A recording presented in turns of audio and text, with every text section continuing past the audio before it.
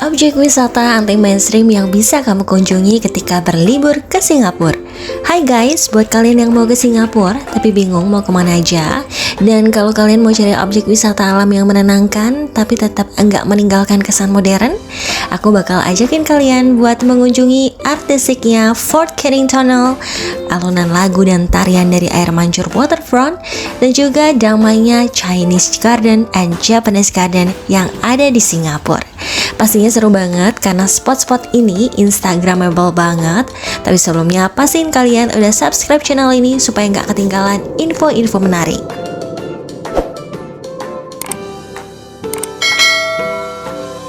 Hari pertama aku berangkat dari rumah ke bandara jam 5 subuh karena hari ini aku ambil flight pagi jam 9. So jam 7 pagi aku sudah harus sampai di bandara untuk melakukan check-in di counter dan juga penempatan bagasi. Habis ini kita lanjut ke imigrasi untuk melakukan pengecekan data diri dan juga paspor. Perjalanan dari Jakarta ke Singapura kurang lebih memakan waktu 2 jam. Lumayan lah ya, nggak terlalu lama. Bisa habis nonton satu film mungkin. Dan voila, kita sudah sampai di Singapura. Dari Changi Airport, di sini kita akan menuju hotel terlebih dahulu menggunakan MRT untuk taruh barang-barang sebelum kita lanjut jalan-jalan. Dan ini kita sempat jalan kaki dari stasiun MRT menuju hotel. Lumayan lah ya sightseeingnya, sambil bisa ngelihat bangunan-bangunan bersejarah seperti War Memorial Park yang merupakan monumen yang dibangun oleh pemerintah Singapura untuk mengenang Perang Dunia Kedua. Dan ini kita sudah sampai di South Beach Quarter, tempat di mana kita akan tinggal selama 3 hari ke depan. Dan hotel ini tempatnya cukup strategis teman-teman, berada di tengah kota. Jadi kalau mau ke objek-objek wisata, mall, kemudian stasiun MRT itu juga dekat banget. Dan kurang lebih ini looks dari hotelnya, ada ornamen-ornamen kayak batik gitu ya. Dan di sebelah kiri di sini ada lemari buku atau lemari seperti pajangan kayak gitu, menjulang tinggi sampai atas gitu ya. Menarik banget, unik sih. Dan ini penampakan dari kamarnya. Kurang lebih kamarnya lumayan lah ya, nggak terlalu luas banget tapi nggak terlalu sempit juga, dan banyak banget kacanya di sini gitu ya. Mungkin ini trik dari mereka supaya ruangannya itu terlihat lebih luas gitu. Dan di sini aku bakal ajak kalian room tour sedikit ya. Nah, pertama di sini ada pintu. Pintu ini adalah pintu kaca ya, dan depan itu menuju langsung ke kamar mandi. Di sini ada beberapa ruangan juga yang lagi-lagi semuanya dihiasi dengan kaca gitu ya. Di sini ada wastafel untuk cuci tangan dan juga sikat gigi. Dan di sebelah kiri sini juga ada kaca yang kalau dibuka pemandangannya akan langsung ke kamar. Kemudian di sini kita akan melihat kamar mandinya.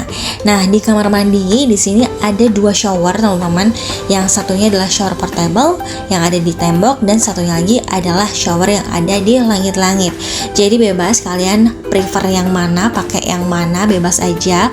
Tentunya shower ini juga sudah dilengkapi dengan air panas dan juga air dinginnya ya. Sudah ada shampoo, conditioner, dan juga shower gel. Next kita lanjut ke klosetnya, dimana klosetnya ini canggih banget teman-teman. Ada remote-nya juga, ini buat ngatur suhu dan juga arah dari si bidet-nya itu ya. Jadi pertama kali pakai kloset ini cukup kaget karena waktu duduk kok panas ya. Sementara kondisi ruangan itu cukup dingin gitu ya. Nah, ternyata di sini ada remote-nya buat ngatur suhunya, intensitas airnya, ada arah dari airnya. Itu semuanya bisa diatur di sini ya, teman-teman. Selain dari airnya itu dapat diatur suhunya berapa, kemudian dari klosetnya sendiri juga bisa. Next, di sini ada amenities sudah lengkap banget ya. Ada dental kit, shave kit, sanitary kit, emery board, dan di sini ada body lotion juga. Tapi di sini body lotion itu 1 botol besar ya. Cuman ini nggak boleh dibawa pulang, cuman boleh dipakai di sini aja. Oke, lanjut, di sini ada tisu dan juga bath soap. Tapi di sini bath soapnya yang batangan ya. Nah, biasanya ini aku pakai untuk sabun cuci tangan di wastafel. Next, aku bakal tunjukin kalian gimana looksnya kalau kaca ini aku buka. Nah, kurang lebih kayak gini teman-teman untuk pemandangannya. itu akan langsung menuju ke kamar atau ruangan utamanya ya. So cukup unik menurut aku. Jadi preferable aja kalian mau dibuka atau ditutup sesuai dengan keinginan kalian. Dan di sini ada kaca juga untuk makeup ataupun kalau kalian mau pakai hair dryer juga bisa ada di sini. Next kita akan lanjut ke ruangan utama. Nah, di sini ada meja dan juga kursi dan juga satu ranjang ya untuk 2 orang. Kemudian di belakang ranjang itu ada lukisan abstrak gitu ya. Kemudian lagi-lagi di sini banyak kaca-kacanya. Jadi di sini sebenarnya itu lemari baju tapi memang didesain dengan pintu kaca. Untuk tipe kamar yang aku pesan ini memang nggak ada balkonnya. Jadi kalau mau lihat pemandangan itu nggak bisa keluar, cuman bisa dari jendela ini aja. Nah, kurang lebih seperti ini penampakannya. Dan selain itu, di sini juga ada fasilitas TV kabel. Juga di situ ada lampu baca ya. Kalau misalkan aja mau baca di malam-malam atau mau kerja gitu ya, itu bisa digunakan. Dan kurang lebih ini pemandangan dari jendela kamar aku. Sebentar aja view-nya ada pepohonan dan juga jalan raya. Nah, siang ini aku mau cari makanan dulu. Jadi ini aku jalan kaki ke halte MRT terdekat untuk menuju ke Food Opera. Di sana aku cari beberapa makanan, ada Teochew fishball dan juga nasi campur. Oh ya, di sini aku juga beli es krim Tokyo Milk Cheese Factory ya, yang lagi happening banget itu.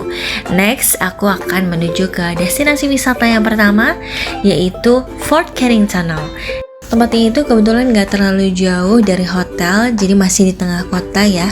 Dan Fort Canning Tunnel ini sebenarnya adalah taman yang ada di tengah kota, tapi mempunyai bentuk dan juga konsep yang unik karena ada labirin-labirinnya dan juga ada satu spot yang bentuknya itu kayak tunnel. Bagus kan? Oke, dan selanjutnya malamnya aku lanjut untuk main ke Marina Bay Sands untuk melihat pertunjukan air mancur waterfront. Dan kurang lebih seperti ini pertunjukannya.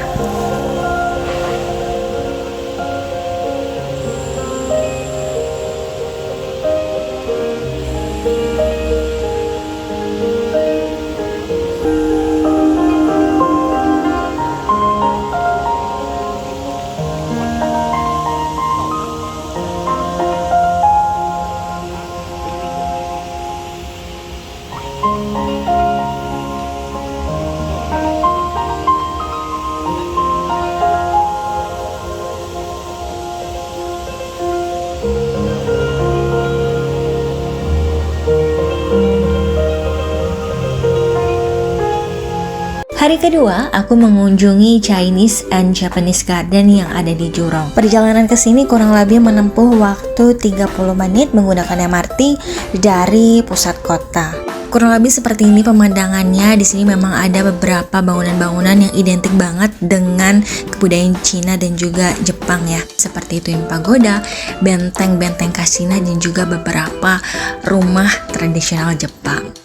Aku cukup amazed karena di negara sekecil Singapura yang identik dengan kemajuan teknologinya, sebagian wilayahnya itu memang dipergunakan untuk pemukiman, perkantoran, tapi mereka tidak melupakan betapa pentingnya ruang terbuka hijau gitu ya, menjaga keseimbangan antara perkotaan dan juga ruang terbuka hijaunya supaya bumi kita ini tetap terjaga. Buat kalian yang mau ke Singapura dan pengen ke tempat-tempat yang masih natural, masih alam-alam gitu, pengen mencari ketenangan, kedamaian, pas banget tempat ini wajib kalian kunjungin karena kalau kalian kesini itu bawaannya tuh vibes-nya tuh udah kayak pengen tidur di taman tamasya gitu ya, bengong melihat keindahan alam yang ada di sini karena nggak nyangka bahwa Singapura itu masih punya loh ruang terbuka hijau seperti ini yang luasnya itu luar biasa ya. Ini luas banget sih karena awal itu tadi aku menyusuri jalanan di Chinese Garden ini tuh jalan kaki, tapi karena saking luasnya aku capek dan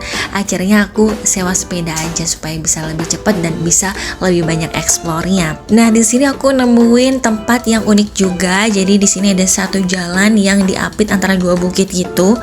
Dan karena aku penasaran di ujungnya itu ada apa, maka aku telusurin aja sampai ke depan. Dan ternyata sampai depan itu ada suatu bangunan kayak kayu-kayu bertumpuk gitu yang aku nggak tahu fungsinya itu buat apa. Cuman mungkin kalau di luar negeri itu tempat bertengger para burung gitu kali ya. Nah ini aku lanjut untuk menyusuri jalanan yang aku nggak tahu juga kemana ujungnya, cuman karena aku penasaran banget ya, jadi aku gas aja terus ngikutin jalan kemanapun dia membawaku. Di sini ada bukit-bukit yang mirip kayak Bukit Teletubbies ya, kalau kalian pernah lihat di filmnya. Dan di sebelah kiri ini kayak ada sawah-sawah gitu. Ini udah mirip banget kayak pedesaan di Eropa gitu ya. Dan satu hal di sini yang aku juga tertarik, aku nemu suatu pohon di mana pohon itu punya buah yang mirip kayak rambutan gitu ya, tapi itu bukan rambutan, entah itu pohon apa. Karena tadi aku udah menyusuri Chinese Garden-nya dengan beberapa ikonik bangunan yang khas banget dengan budaya Cina. Next aku bakalan lanjut ke Japanese Garden-nya.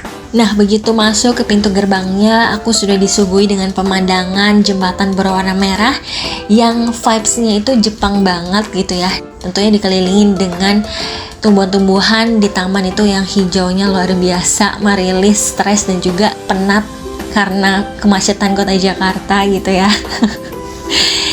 Pokoknya buat kalian yang lagi liburan ke Singapura, terus cari tempat-tempat yang masih natural, masih hijau gitu ya, buat menyendiri atau buat menenangkan pikiran dari hiruk-pikuk perkotaan, kalian bisa mengunjungi Chinese and Japanese Garden ini. Mungkin belum banyak yang tahu sport tourism ini di Singapura karena spot ini memang belum seterkenal objek wisata di Singapura lainnya seperti Merlion, Marina Bay Sands, dan juga Garden by the Bay ya. So, itulah kenapa aku kasih info kalian sport tourism ini supaya bisa jadi referensi kalian untuk liburan ke Singapura. Makanya jangan skip video ini, tonton terus sampai habis supaya nggak ketinggalan info-info menarik. Nah, di sebelah kanan ini aku juga menemukan danau yang luas banget. Kalian bisa duduk-duduk di pinggir danau sambil gelar tikar, makan, juga piknik di situ ya. Tapi karena aku lagi nggak bawa perlengkapan piknik, jadi aku menikmati pemandangannya sambil sepedaan aja. Nah, satu lagi ada spot menarik yang menurut aku ini unik banget, yaitu namanya adalah Sunken Garden. Nah, di pintu masuknya ini ada dinding-dinding yang ditumbuhin lumut, dimana dinding ini tuh terbuat dari batu paras yang dihiasi lebih dari 200 spesies epifit, termasuk anggrek langka, pakis, dan juga bromelia. Nah, Sunken Garden ini berfungsi untuk memelihara ekosistem yang beragam, sekaligus menawarkan pengunjung tempat beristirahat yang menyegarkan dari panasnya iklim tropis yang ada di Singapura. Nah, di tengah dari Sunken Garden ini terdapat bangunan berupa lingkaran di mana tengahnya itu ada lubangnya, jadi seperti donat gitu ya. Dan ini berfungsi untuk pusat yang memukau sekaligus sistem pemanen air hujan yang ramah lingkungan. Sunken Garden ini dibuat sebagai galeri hidup di mana simfoni fitur air yang menenangkan berpadu harmonis dengan keindahan flora yang menyukai kelembapan. Yang pasti spot-spot di sini instagramable banget. Jadi kalian gak bakalan nyesel kesini karena kalian pasti akan banyak punya stok foto. Next di sini aku nemu lagi bangunan yang unik, dimana lagi-lagi masih di Japanese Garden. Ini sebenarnya adalah tempat beristirahat untuk para wisatawan. Jadi di sini aku istirahat bentar karena panas banget ya, terik banget, dan aku udah sepedaan lebih dari 10 km kali ya. Nah, di sini aku sempat mampir ke toiletnya. Penasaran gimana sih kondisi toilet di objek wisata di Singapura? Nah, ini dia toiletnya. Menurut aku kondisinya sangat terawat untuk ukuran kamar mandi umum yang ada di objek wisata, dan ini bersih banget ya. Bisa kita lihat dari lantainya, kemudian gak ada sampah sama sekali. Dan ini wastafelnya juga bersih banget. Kemudian di sebelah kiri di sini ada cermin juga. Untuk kondisi dari bilik toiletnya sendiri bersih banget. Di situ ada tisu, tapi nggak ada bidetnya ya, karena memang sudah biasa di Singapura itu nggak pakai bidet. Oke, selanjutnya kita mau ke satu spot yang unik banget juga, yaitu rumah tradisional Jepang yang ada di Japanese Garden ini. Nah, kita lihat dulu tamannya. dilihat dari sini aja ya, tamannya itu udah kelihatan homey banget gitu ya. Jadi penasaran kayak gimana sih bentuk dan juga kondisi dari rumah tradisional Jepang yang ada di sini. Yuk kita langsung aja. Nah, ini kita udah masuk ke pekarangannya. Nah, di sini kalau kita ngelihat ya, aduh rasanya tuh adem banget gitu ya, karena pekarangannya tuh super hijau-hijau banget di mana-mana gitu ya. Jadi pengen punya rumah di sini. Dan kita lihat di ujung depan itu ada rumah tradisional Jepang yang ya memang khas sekali ya dengan budaya Jepangnya gitu ya. Bisa kita lihat juga rumah ini tuh sebenarnya mirip-mirip sama rumahnya Nobita yang ada di film Doraemon ya kan.